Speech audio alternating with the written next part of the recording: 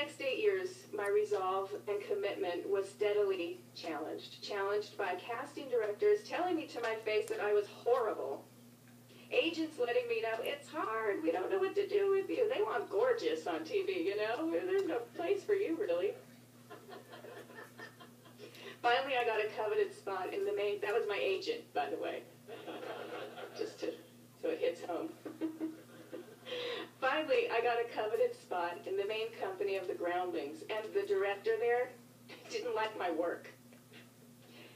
Lisa, I don't know, I don't understand why they voted you in.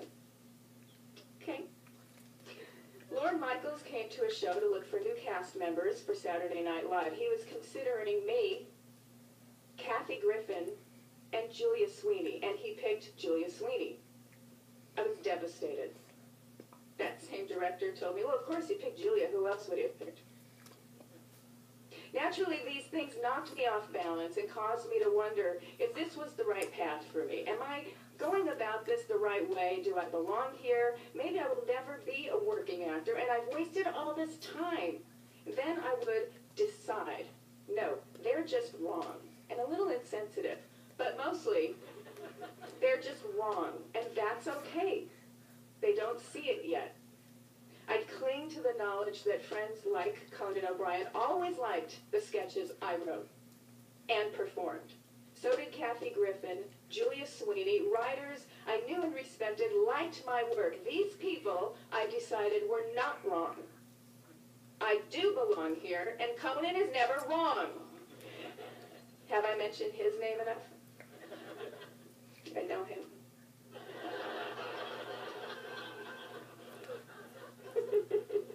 It counts with them.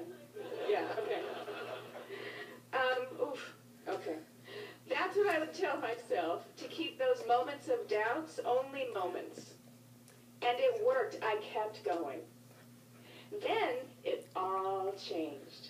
I got cast as a series regular on a show that I knew would run forever and be very well written.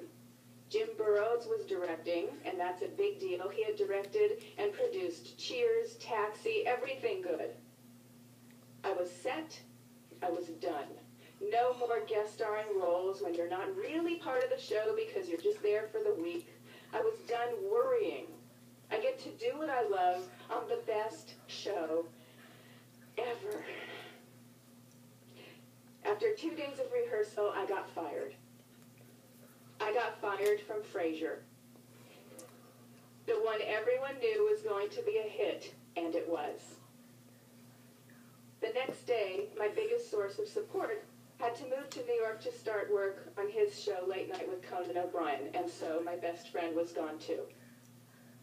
This time, it was really hard not to think that it wasn't meant to be my career as an actress.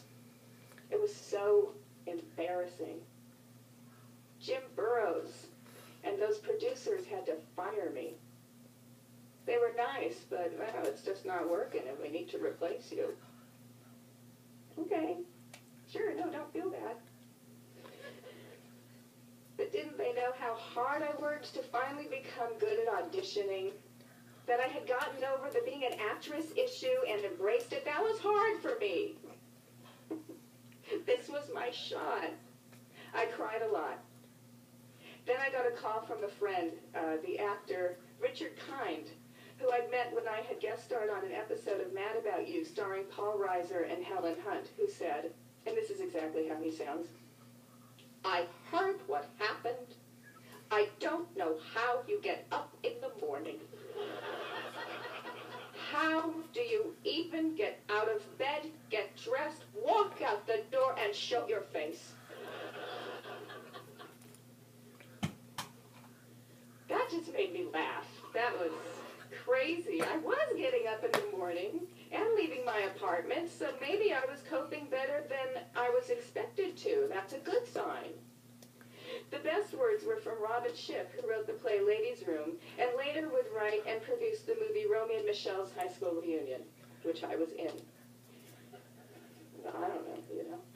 She said, I know it's hard to believe, but when one door closes, another door always opens. It really does.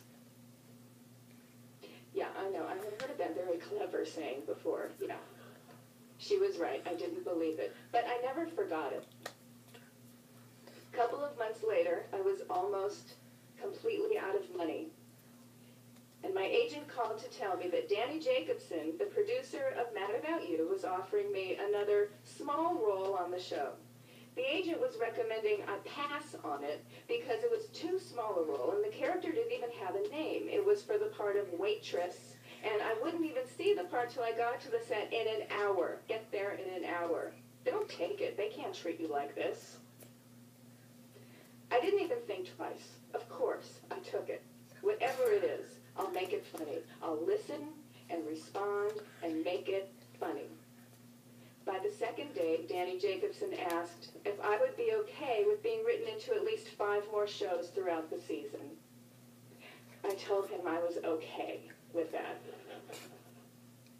Some people thought I was funny as the waitress, ultimately named Ursula, on Mad About You. One of them was one of their talented writers named Jeffrey Cleric. Jeffrey's boyfriend was named David Crane, who recommended I come in to read for his new show about 6 20-somethings who lived in New York and hung out at a coffee house. After many auditions, I was the second person cast in the pilot called Friends Like Us, which would later be changed to Friends. Jim Burrows also directed this pilot and the first 10 episodes of Friends. One day, the 6 of us were talking with Jimmy, exchanging the time I got fired stories. And Jimmy told them mine. Well, she's got the worst one of all. She got fired from Frasier. You were right for the part, darling. Thanks. Well, it's a good thing you got fired, or you wouldn't have been on this show. He was right. And it was a good thing I didn't get Saturday Night Live. And that Romy and Michelle, that pilot didn't work out. And every other disappointment that happened. They were actually more like guideposts that kept me on my path. Oh, and after I got fired from Frasier, I went to a birthday party, and feeling like I had nothing at all to lose, I flirted with a guy who was way out of my league. We dated, and on Thursday, Michelle and I will have been married for 15 years.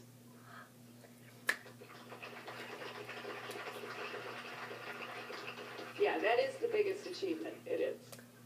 And we'll celebrate with our remarkable 12-year-old son. So, thank God I got fired. Maybe there is a reason for everything. I think there is. When I was sitting where you are today, 25 years ago, and I thought, how I'm not really going to miss Vassar, maybe it's not because I'm made of stone.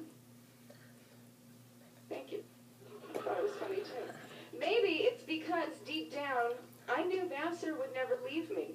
My producing partner and one of my best friends is Dan Bukatinsky, Vassar class of '87. I didn't know him while I was here. But when you need to creatively partner with someone who shares your high standards, it turns out to be a Vassar guy. Now, Vassar has stayed with me because I carried those high standards that were nurtured in me here all along the way.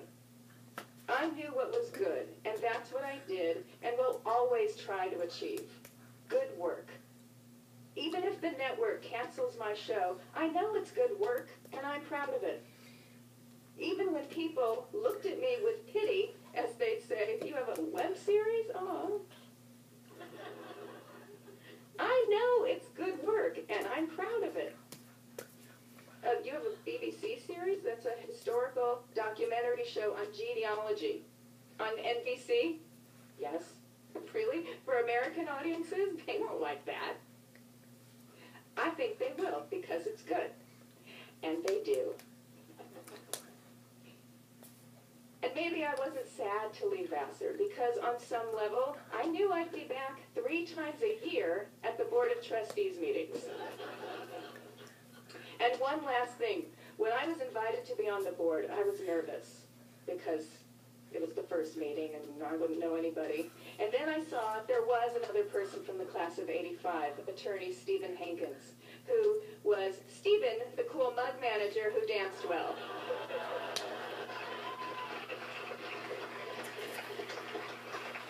and it is really nice to see him around again. I truly wish you all the best in whatever it is that you want. Thank you.